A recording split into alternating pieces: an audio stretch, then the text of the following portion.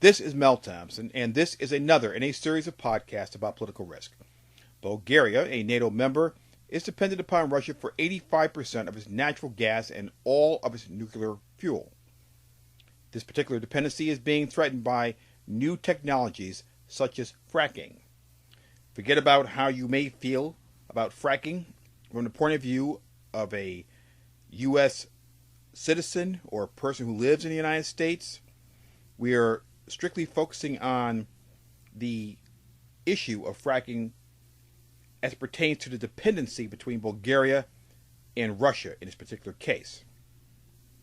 Having said that, if you look at the overall result of the possible lower exports to European nations of Russian energy, it is the most important and most outrageously problematic situation that could have developed on top of sanctions that have occurred because of the Russian policies towards Ukraine. In other words, you now have these sanctions and you have a new technology, which is fracking, influencing the Russian energy markets in a fashion that is adverse to Russian economic wealth, benefit, long-term stability, and the overall ability to maintain voter sentiment in your favor when it comes to those parties that support the current situation as controlled by President Putin. European nations that are in the Western sphere of influence are caught between their energy needs from fracking and caught between the potential for Russia to influence their internal politics by lowering energy imports and in other ways that are economically adverse to those countries. In this particular case, Bulgaria would be on that list. Fracking and other types of new technologies will not eliminate the need for imports of Russian energy, so therefore the lowering of imports from Russia is only a part of a policy that Bulgaria or other countries like Bulgaria could possibly pursue. Either way, any lowering of imports is not a good situation for Russia given their current economic situation.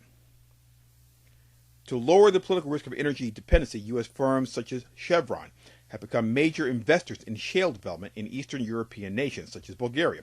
Chevron has already invested $38 million in the production of shale, and this particular move has caused the Russians a lot of aggravation.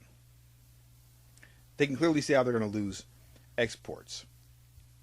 And any reasonable person could understand why the Russian government, given their current economic status, is not happy with this. And if you look at the other side of the same coin, you'll see that the U.S. has embarked on a policy that involves spending a lot of money on companies, U.S. companies, going into Bulgaria to promote the building of nuclear power plants. And once again, please separate your political views about nuclear energy from the current topic. The issue of fracking and nuclear power and the promotion of both of them have opened a door that Russia has exploited with environmental groups. And I don't mean that in a negative sense. I mean that in the sense of politics. In other words, the environmental groups in question are against both, and they are now putting pressure on the Bulgarian government to have the imports increased of Russian energy, which would mean that fracking would not be a majorly funded policy, which means these U.S. companies would not be getting any benefit, and the same thing would apply to nuclear energy as well. The overall issue here is the conflict that is being created between policy and energy. The environment and the environmentalists are being used, quite frankly, as pawns in this particular struggle. These are political arguments between Russia and the West. And the political risk of being involved in a country such as Bulgaria, which has a great deal of dependency upon Russia, is quite high. Because at any time, policies could change dramatically. My opinion is they could change without any warning. This is a market entry issue when it comes to political risk. And when I say that, I mean that in order to make sure that your political base is secure and that there is no internal problem within Bulgaria, meaning coming from environmental groups and groups that are not in favor of Western influence when it comes to fracking and nuclear power, the Bulgarian government may move away from its roots, if you will, in NATO and start being a little bit more open-minded towards Russian imports, which would, of course, negate the influence of some of the economic pressure that the West has put on Russia because of Ukraine. Quite frankly, if you look at the whole thing in total, it's what I would consider a mess.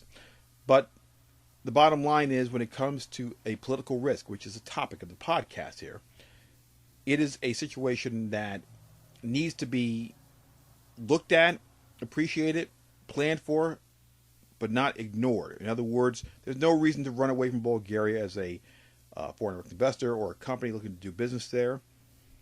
This is just another situation in a series of situations that are going to continue to occur as long as there are sanctions upon Russia and as long as Russia is so dependent upon energy exports to Eastern Europe that they have to do whatever it takes, including in influencing internal politics of these countries, to maintain their level of exports to these countries.